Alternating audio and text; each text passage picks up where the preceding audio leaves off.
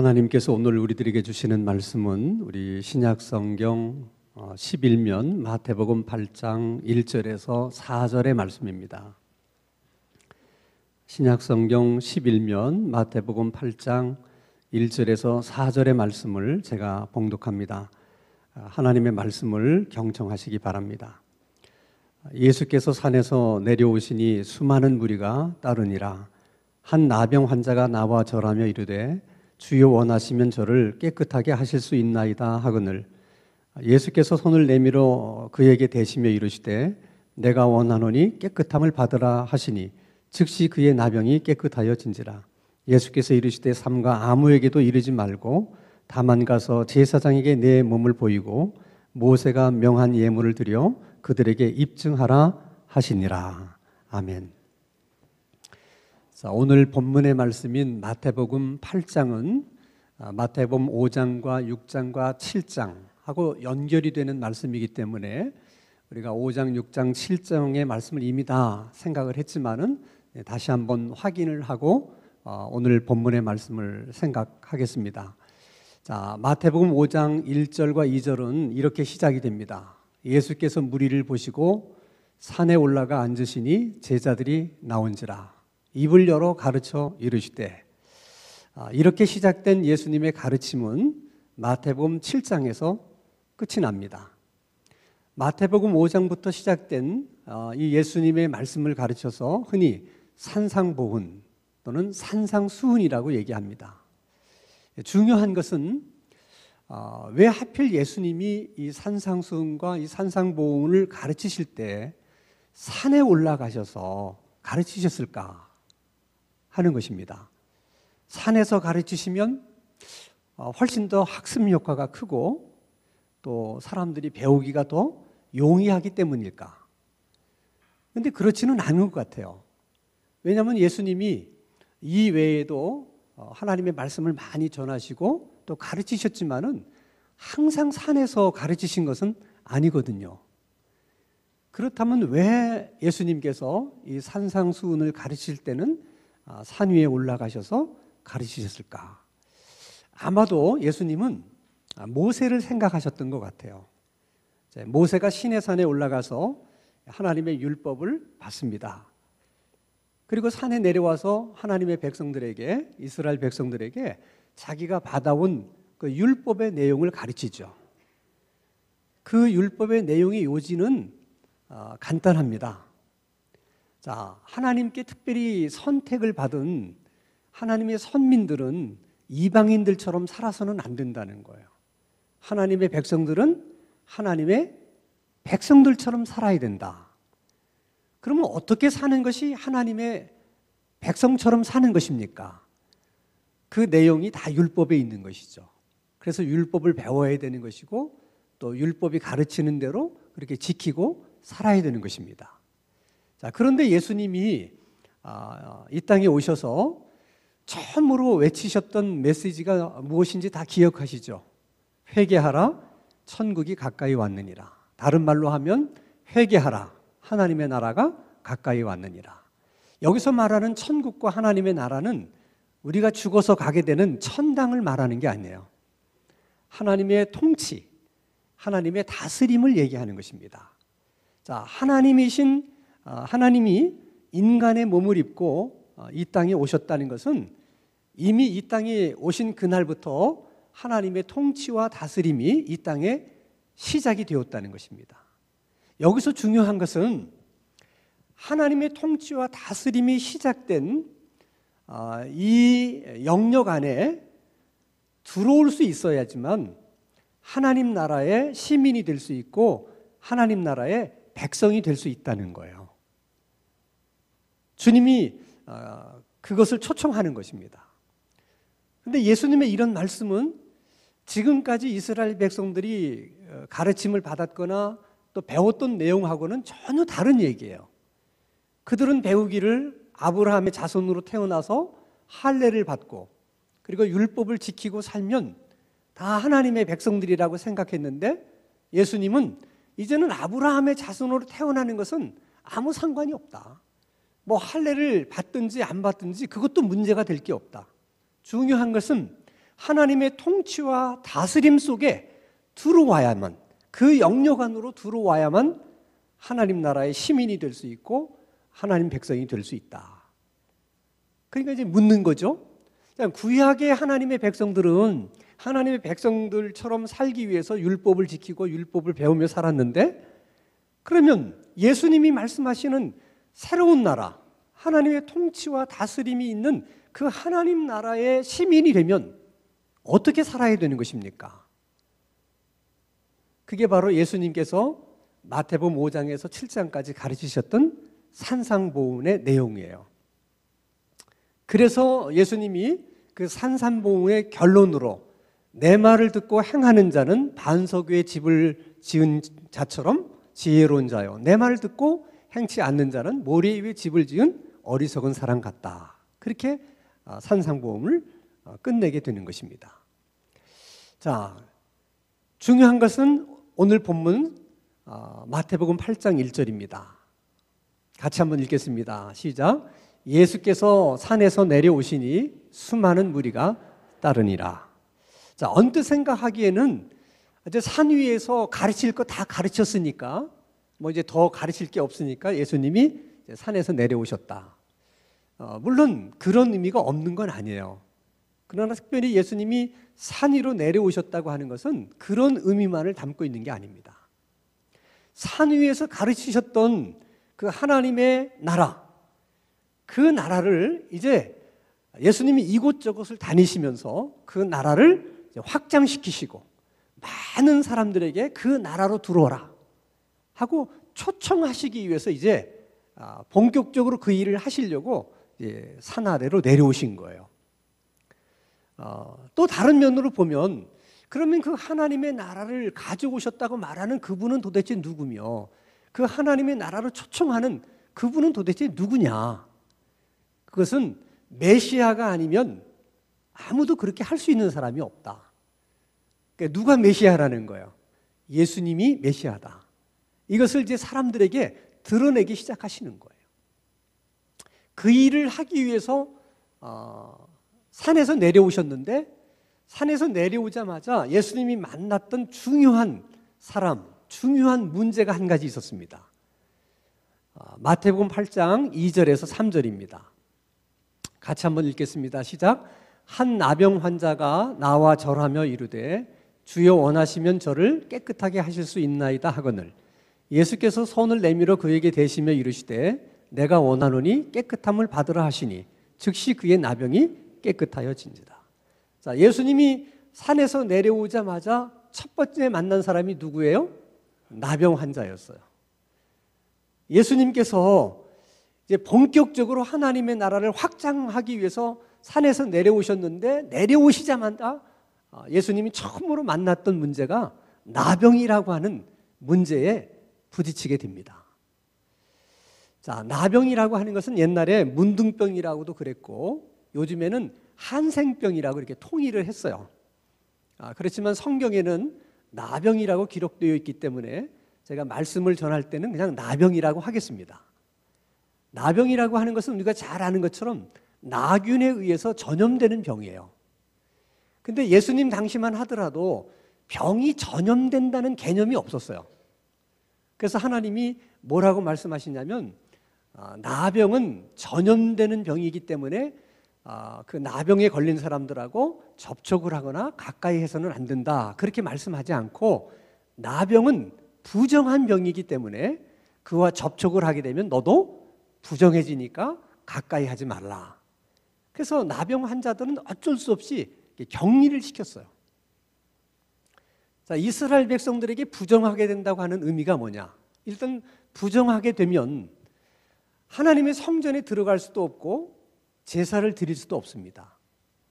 그러면 하나님의 백성으로서 하나님의 성전에 들어갈 수도 없고 하나님께 제사를 드릴 수 없다는 것은 마치 하나님께 버림받은 것과 같은 그런 의미가 있는 거죠. 그러니까 이스라엘 백성들에게 있어서 부정하게 된다는 것은 상상할 수도 없는 거예요.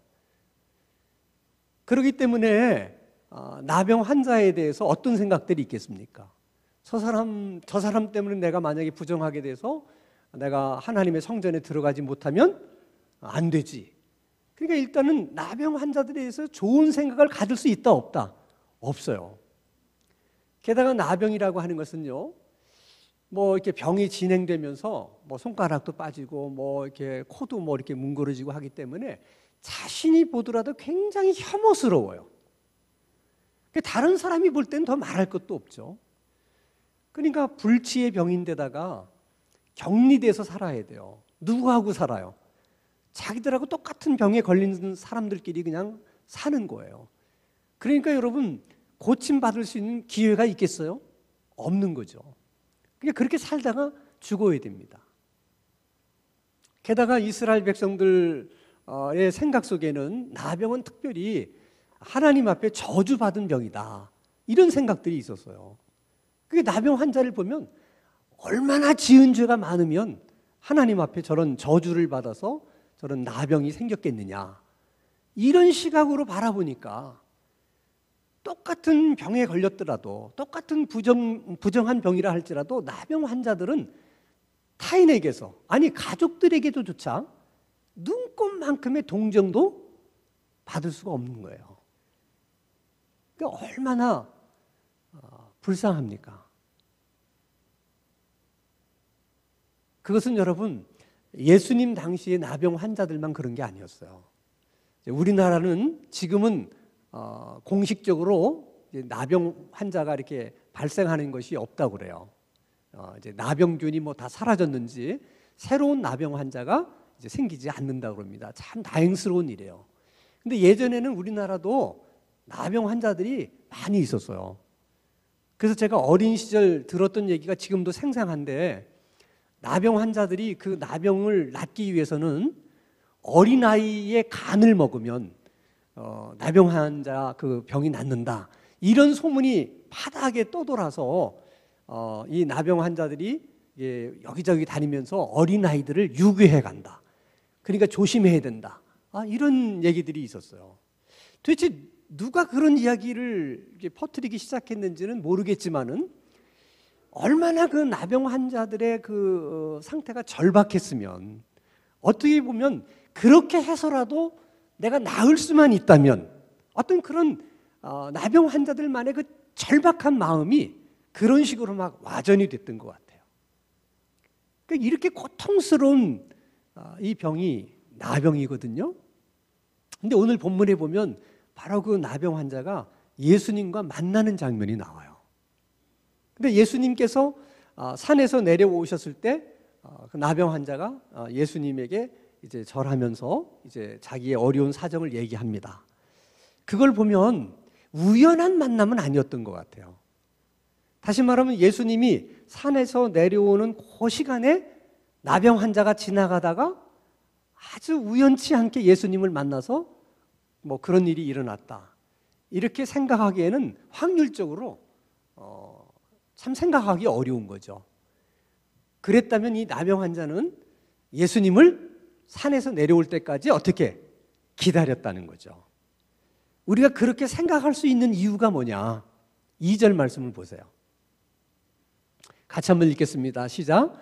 구름이 잠깐만요. 이거는 이제 그 나병에 대해서 왜 이스라엘 백성들이 이제 그렇게 하나님께 저주받은 병이라는 생각을 하게 됐느냐에 대한 말씀이에요. 그것도 필요해요. 다시 한번 보여주세요.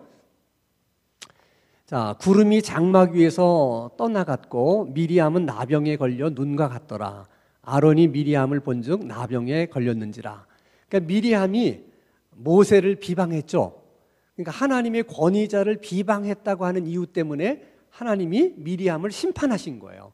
근데 그 심판이 뭘로 나타났어요? 나병으로 나타난 거예요.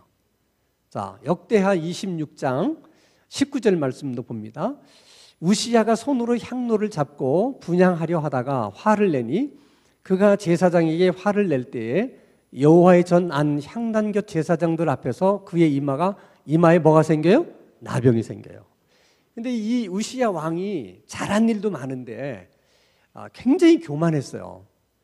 그래서 성전에 들어가서 하나님 앞에 이제 분향을 하는데 이거는 제사장만이 할 수 있는 일이거든요. 근데 우시야 왕이 어떻게 생각했냐면, 내가 왕인데 내가 못할 게 뭐가 있냐? 아니 그 분향하는 게 뭐 그게 대수로운 일이라고. 그리고는 들어가서 자기가 분향하려고 하니까 제사장이 아니되옵니다. 이것은 하나님께서 정하신 이것은 룰이기 때문에 왕이라 할지라도 이 일은 하셔서는 안 됩니다. 이 일은 제사장만이 할 수 있는 일입니다. 그러니까 우시야가 버럭 화를 내는 거예요. 내가 왕인데 왜 내가 못하냐. 그때 하나님이 그를 치신 거죠. 그래서 뭐가 생겨요? 나병이 생긴 거예요. 이런 사례 때문에 이스라엘 백성들 속에 나병이라고 하는 병은 하나님의 저주와 심판으로 생긴 병이다. 이런 생각들을 많이 가지게 된 것이죠. 자, 중요한 것은 이 나병 환자가 이제 예수님을 찾아온 것이 우연이 아니고 정말 이게 기다렸다가 찾아왔다고 하는 것을 우리가 그렇게 생각할 수 있는 이유가 2절 말씀을 보면 한 나병 환자가 나와 절하며, 이 부분에 주목해야 돼. 절한다.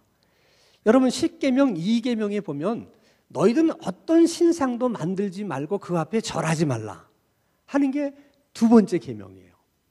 그래서 이스라엘 백성들은 하나님 외에는 절대로 어떤 신상이나 사람들 앞에서도 절하지 않습니다. 그 계명을 지키려고. 근데 이 나병 환자는 지금 예수님에게 절을 하는 거예요. 그러니까 예수님을 뭐로 보는 거예요, 지금? 하나님의 아들 메시아로 보는 거죠. 그러니까 이것이 우연한 만남이 아니라 그동안 이 나병 환자가 예수님을 만나기 위해서 많은 연구도 하고 또 소문을 들어서 뭐 이렇게 생각도 하고 그러다가 만난 거예요. 근데 이것이 객관적으로 보면 절대 쉬운 일이 아니라는 거예요. 왜냐하면 지금 예수님이 혼자 계신 게 아니잖아요. 주변에 제자들도 있고 산 위에서 많은 무리들이 예수님 말씀을 이제 가르침을 받고 예수님이 내려올 때 다 같이 내려왔거든요. 그러니까 지금 예수님 주변에 굉장히 많은 사람들이 있는데 나병 환자가 쓱 나타난 거죠. 그러면 다른 사람들이 볼 때 어떻게 해요? 기겁할 일이에요, 지금. 지금 만약에 우리가 지금 예배 드리고 있는데 코로나 바이러스 확진 판정 받은 사람이 여기 지금 나타났다. 여러분 어떠시겠어요? 지금 똑같은 분위기란 말이죠. 그런 상황을 한번 여러분 생각해 보세요. 이게 보통 일이 아니거든요.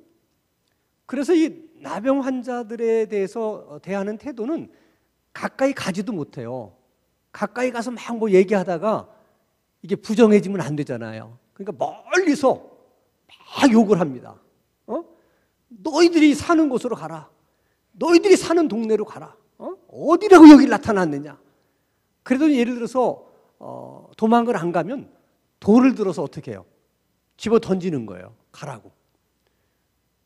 그러니까 나병 환자가 사람들 많은 곳에 괜히 어설피 나타났다가는 돌에 맞아서 어떻게 죽을 가능성도 있는 거예요. 굉장히 위험한 일이란 말이죠. 그런데도 이 나병 환자가 그 위험을 무릅쓰고 지금 예수님 앞에 찾아온 거예요. 그 이유는 간단한 거죠. 간절함입니다. 그 나병 환자의 입장에서도 이것이 얼마나 위험한 일인지를 알아요. 그러나 그의 간절함은 어쩌면 위험하기는 하지만 이번 기회가 내가 고침을 받을 수 있고 내가 새로운 삶을 살 수 있는 그런 기회가 될 수도 있다. 그런 가능성이 있다. 이렇게 생각한 거죠. 그런 것을 두고 성경이 믿음이라고 얘기하는 거예요. 그래서 나옵니다. 그리고는 예수님에게 이렇게 얘기를 해요. 자, 2절 말씀, 3절 말씀 같이 읽습니다. 시작. 2절 말씀을 다시 봅니다. 마태복음 8장 2절 같이 읽습니다. 시작. 한 나병 환자가 나와 절하며 이르되 주여 원하시면 저를 깨끗하게 하실 수 있습니다. 주님이 원하시면 저를 깨끗하게 하실 수 있습니다. 자, 이 말의 의미는 도대체 어떤 의미일까? 이 나병 환자가 어떤 생각으로 이런 말을 지금 예수님에게 하는 걸까? 이제 언뜻 생각하면 이렇게 이해가 돼요. 주님이 원하시면 제가 이 병이 나을 수도 있지만 주님이 원치 않으시면 뭐 낫지 않겠죠. 그래도 저는 뭐 상관이 없습니다. 이제 그런 뜻으로 말했을 가능성도 있고요. 또 한 가지는 그렇게 말하는 자기 처지를 지금 돌아보니까 자기가 봐도 혐오스러운 모습이에요. 정말 자기 처지를 생각하면 한 번도 본 적이 없는 예수님에게 뭐 낫게 해달라, 고쳐달라 이런 부탁을 드릴 만한 처지도 못 되는 거예요. 이런저런 생각을 많이 하면 절대로 예수님 앞에 나올 수 없어요. 그리고 감히 뭐 고쳐달라 이런 얘기를 할 수 없는 거예요. 그런데 이 나병 환자는 어떤 생각이냐? 내 형편이나 처지가 중요한 게 아니라는 거예요. 내 병이 얼마나 깊으냐? 내가 얼마나 혐오스러우냐? 내가 정말 주님께 부탁할 만한 아무런 무슨 뭐 그럴 만한 뭐 조건이나 이런 것이 뭐 없다 하더라도 중요한 것은 주님이 원하시느냐 원하시지 않느냐 그게 중요하다는 거예요. 이게 나병 환자의 믿음이에요. 내 처지는 중요하지 않다. 주님이 원하시냐 원하시지 않느냐 그것만이 중요하다 하는 거예요. 예수님이 그 말을 듣고 굉장히 감동을 받으신 것 같아요. 대부분 안 그렇거든요. 대부분 사람들은 자기 처지를 먼저 생각하잖아요. 그래서 여러분들이 남에게 부탁하러 갈 때도 많은 생각을 하잖아요. 그래서 못 가잖아요. 예수님께서 이 나병 환자의 처지를 다 아신 거예요. 그런 마음을 다 읽으신 거예요. 그래서 3절에 이렇게 얘기를 해요. 예수께서 손을 내밀어 그에게 대시며 이르시되 내가 원하노니 깨끗함을 받으라. 여러분, 그 나병 환자의 질문 하나 때문에 우리는 예수님이 어떤 마음을 갖고 계신 분인지를 알게 됐어요. 조금 더 기다리지 않고 예수님 말씀하십니다. 내가 원하노니 깨끗함을 받으라. 그게 주님의 마음이야. 문둥병자를 보면 치료해주고 싶고 고쳐주고 싶은 것이 주님의 마음이에요. 그 주님의 마음은 지금도 다르지 않아요. 우리가 어떤 문제가 있든지 나병 환자처럼 정말 내 처지를 생각하지 말고 내 처지를 생각하면 감히 기도할 수도 없는 사람이지만 그러나 주님이 원하시면 그 마음 하나 가지고 주님 앞에 나와서 간구하면 주님은 우리가 기도하는 모든 기도에 다 응답해 주시고 우리 소원대로 다 들어주시기를 원하시는 주님이시라는 거예요. 우리가 여러분 지금 나라를 위해서 교회를 위해서 북한을 위해서 365일 릴레이 기도를 해요. 우리 자신을 보면 그런 기도가 가당치도 않아요. 뭐 우리가 기도한다고 해서 북한이 변하겠어요? 우리가 기도한다고 정치권이 변하겠어요? 우리가 뭘 하고 그 생각하면 기도 못해요. 그러나 우리 자신을 생각하면 뭐 그런 기도를 드릴 만한 믿음도 없어 보이고 뭐 우리가 그렇게 한다고 뭐 변할 것 같지도 않지만 그러나 우리 안에 있는 믿음 하나는 뭐예요? 그래도 주님이 원하시면 아멘? 주님이 원하시면 이 나라를 바꿔주실 줄로 우리는 믿습니다. 주님이 원하시면 북한도 바꿔주실 줄로 우리는 믿습니다. 그런 믿음으로 우리가 나오는 거죠. 그러나 물론 여러분 기도의 현장에서는 꼭 우리의 생각대로만 되는 것은 아니에요. 자, 예를 들면 A라는 집사와 B라는 집사가 똑같은 문제를 가지고 하나님 앞에 간절하게 기도를 했는데 하나님이 A 집사의 기도는 응답해 주셨는데 B라는 집사의 기도는 응답해 주질 않았어요. 그럴 때는 어떻게 해야 되느냐? 응답받지 못한 B 집사님은 그럴지라도 하나님의 능력을 의심하거나 하나님의 마음을 의심해서는 안 돼요. 내가 응답을 받지 못했다고 해서 하나님의 마음이 변하거나 하나님의 마음이 바뀌신 게 아니에요. 하나님의 마음은 여전하신 거예요.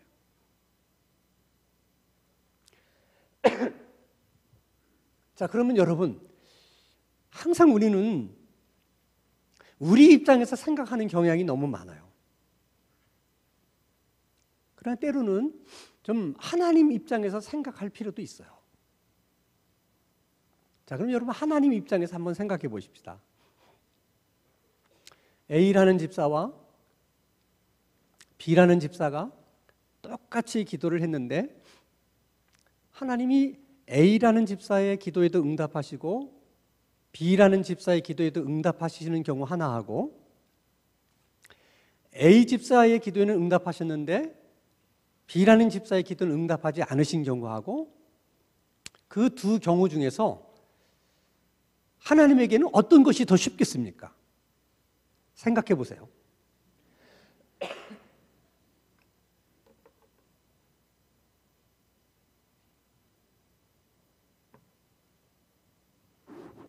생각해 보셨습니까? 하나님에게는 어떤 게 쉽겠어요? 네? 물어볼 때마다 저는 심히 염려가 많이 돼요. 다시 한번 묻겠습니다. A라는 집사의 기도에도 응답하시고 B라는 집사의 기도에도 응답해 주시는 경우 하나하고 A라는 집사는 응답해 주셨는데 B라는 집사는 응답해 주지 않는 경우하고 하나님에게는 1번이 쉬워요? 2번이 쉬워요? 1번이 쉬워요. 하나님에게는 우리 기도 응답은 아무 일도 아니에요. 그런데 응답해 주지 않으시게 되면 왜 응답하지 않으셨는지를 하나님이 설명해야 되는 부담이 생겨요. 하나님에게는. 물론 창조주이신 하나님이 피조물에 대해서 사사건건 다 이해시키거나 설명할 이유는 없어요. 근데 하나님의 마음이 무엇이든지 간절하게 간구하면 다 들어주고 싶은 마음이기 때문에 그런 마음인데도 불구하고 들어주지 못하기 때문에 그 이유를 하나님이 꼭 설명해 주고 싶은 거예요. 그래서 시간이 지나면 하나님이 왜 그렇게 하셨는지를 알게 돼요. 그걸 깨닫게 되면 더 감사하게 되고 더 하나님 앞에 영광을 돌려드리게 됩니다. 만약에 이 땅에서 우리가 그 대답을 듣지 못하면 하늘나라 가서라도 하나님이 거기에 대해서 분명히 말씀해 주실 거예요. 그래서 여러분 우리는 항상 우리가 해야 될 일과 하나님이 하셔야 될 일을 구분할 줄 알아야 돼요. 우리가 해야 되는 일은 간절한 마음으로 주님 원하시면 저를 깨끗하게 하실 수 있습니다 하고 기도하는 거예요. 거기까지가 우리가 할 일이에요. 깨끗하게 하시고 안 하시는 것은 누가 하실 일입니까? 하나님이 하실 일이에요. 이걸 정확히 구분할 수 있어야 우리가 시험에 들지 않을 수 있어요. 자, 예를 들면 여러분 다니엘서 3장에 보면 바벨론이라고 하는 나라가 이제 뭐 주변 나라를 다 정복하고 정말 이제 중국처럼 한 나라로 통일을 했어요. 그러니까 뭐 그 왕권이 뭐 얼마나 대단하겠습니까? 그래서 느부갓네살 왕이 자기의 왕권을 이제 만천하에 알리기 위해서 두라 평지라고 하는 평평한 곳에 신상을 하나 세웁니다. 근데 무려 신상의 높이가 27m에 넓이가 3m예요. 그렇게 큰 신상에 다 금으로 칠했어요. 그러니 여러분 평지에 그렇게 높은 신상이 서 있는데 금으로 다 칠했다고 한번 가정해 보세요. 햇빛이 비치면 볼만합니다. 지금이야 여러분 높은 빌딩들이 많으니까 뭐 27m 신상이 아무것도 아니지만은 그 당시에 여러분 높은 집이 어디 있겠어요. 근데 27m나 되는 그 신상이 다 금칠을 해갖고 번쩍번쩍 빛난다고 생각해봐요. 그 금신상을 제막식 하는 날 느부갓네살 왕이 문무백관을 다 소집합니다. 다 모인 자리에서 신하 하나가 이렇게 얘기합니다. 앞으로 피리, 무슨 나팔, 수금 그 밖에 음악 소리가 들리면 모두 다 이 금신상을 향해서 절을 해라. 절하지 않는 날은 용광로 풀물 속에 던질 것이다. 이것이 왕명입니다. 이렇게 선언을 했어요. 그런데 다니엘의 세 친구가 절하지 않은 거예요. 즉각 왕에게 누가 고발을 했어요. 왕은 이 다니엘과 세 친구를 평소에 굉장히 이렇게 좋은 마음을 갖고 있었기 때문에 이 믿어지지가 않는 거예요. 그래도 고발이 들어왔으니까 부릅니다. 그 왕이 직접 취조를 해요. 그런 고발이 들어왔는데 그게 사실이냐? 그랬더니 사실이라는 거예요. 왕이 오히려 놀라는 거예요. 왜냐하면 너무나 좋아하는 아이들인데 이 아이들을 잃고 싶지가 않은 거예요. 그래서 이렇게 얘기합니다. 혹시 너희들이 무슨 착오가 있었거나 또는 무슨 그 얘기를 미리 못 들었거나 뭐 오해가 있어서 그랬었는지 모르는데, 그래서 지난 일은 그냥 이제 지난 일로 치고 앞으로는 반드시 이렇게 소리가 나거든 절을 해야 된다.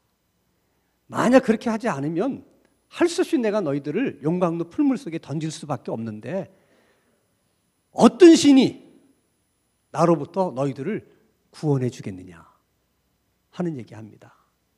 참 말치고는 엄청 교만스럽죠. 그러니까 다니엘의 세 친구가 왕에게 이렇게 얘기합니다. 왕의 말에 대해서는 더 할 말이 없습니다. 그 얘기는 대답할 가치가 없다는 거예요.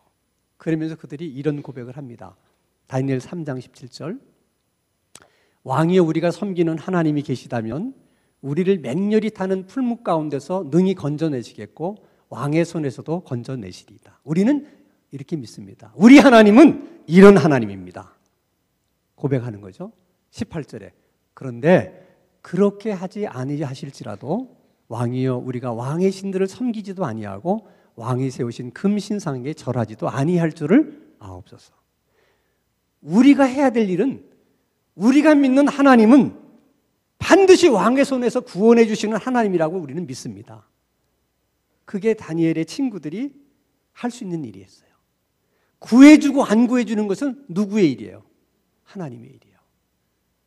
근데 결과적으로는 어떻게 했어요? 풀무불에 던져졌고 정말 그 뜨거운 불 하나가 머리카락 하나 그스리지 못하도록 하나님이 그들을 보호해 주시고 구원해 주십니다. 하나님에 대한 그런 믿음이 있어야 되는 거예요. 저는 이 나병 환자의 이 사건을 통해서 우리가 하나 깨닫게 되는 것은, 우리가 인생을 살면서 뭐 이런 문제 저런 문제 뭐 많은 문제들이 있지만 나병과 같은 이렇게 심각한 문제가 있을 수 있겠냐? 응? 격리돼서 살아야 돼. 그리고 혐오스러워. 사람들에게 조금 더 동정받지 못해. 정말 그렇게 평생을 살다 죽어야 되는 문제만큼 우리 인생에 그렇게 심각한 문제가 있냐는 거야.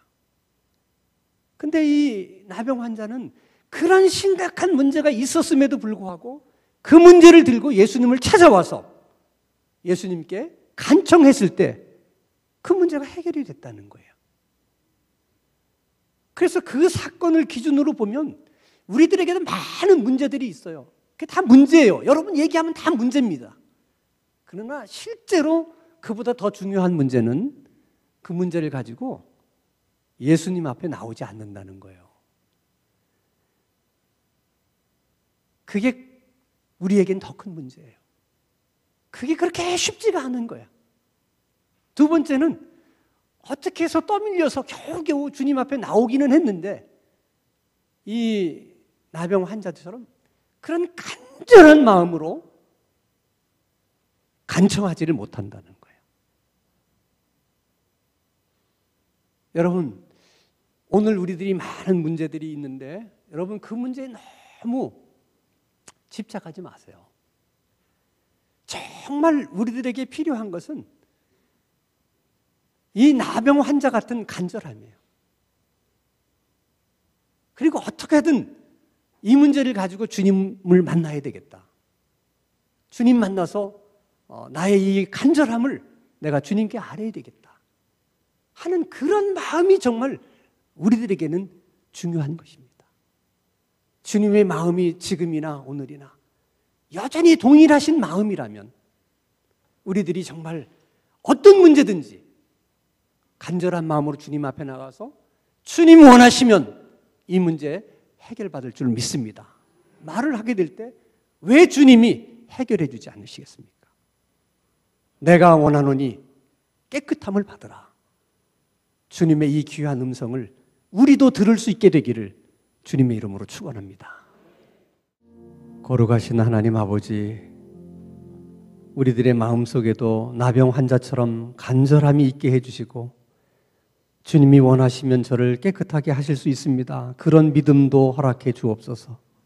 쉬지 않고 끊임없이 믿음의 기도를 하게 하시고 기도의 응답도 체험할 수 있는 신앙 되게 하여 주옵소서.